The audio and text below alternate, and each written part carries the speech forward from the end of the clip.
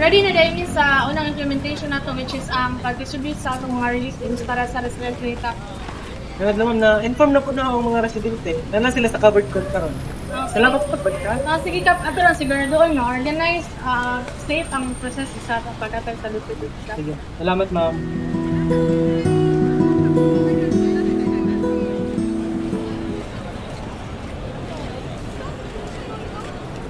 So, mayong buntag sa tanan. Yung buntag, ma'am. So, di kami ganun para ihatag ang inyong immediate relief assistance which is ang inyong pagkaon, tubig, o hygiene kits, o mga salina. Kinahanglan dyan ninyo nga suporta samtang na-recover mo sa nahitapong gikan nga bagyo. Salamat sa ating ma'am. Hindi namin kambal. Sige ma'am, mo dyan hindi prioritize para sa inyo ma'am. So first in the line, Carla. Pareho pa ma'am. So ma'am, nanadali na namin mo ang mga basic necessities. In case wala pa kayo makakuha, palihog na po over ma'am. Salamat sa ating ma'am. Next, Atlanta. Nanadali na namin mo mga naman ma'am. If sabi mga kumang balong po, paibaw sa Salamat po. May tanong po dito. So for Janessa. Salamat kayo mo. Bukan na dyan ko. Alam mo, gusto kayo sa ano. Ma'am, makatabang din ang alam sa inyong survive sa recover time ng bukay ma'am. Sino ka rin ma'am? For Jericho.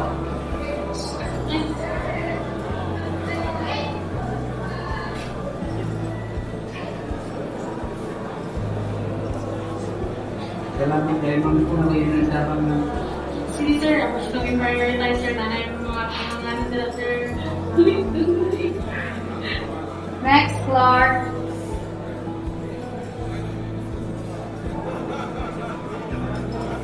Salamat ma'am.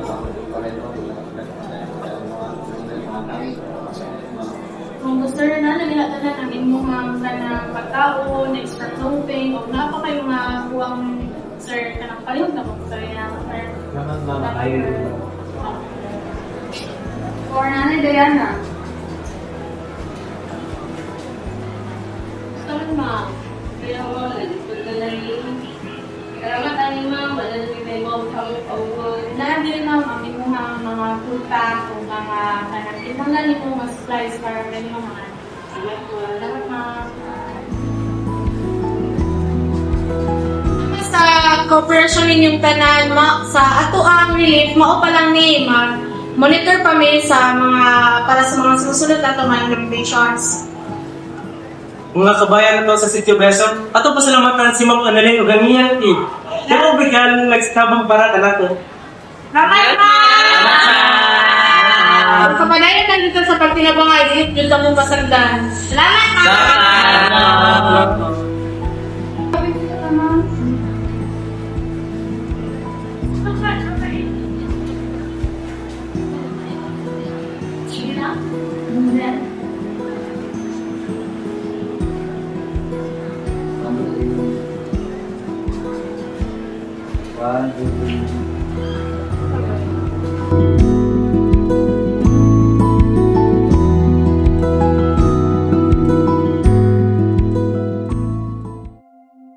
Through this relief distribution activity, we witness firsthand the real struggle faced by the community.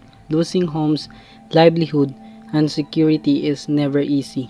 Yet we also saw their strength, resilience, and hope.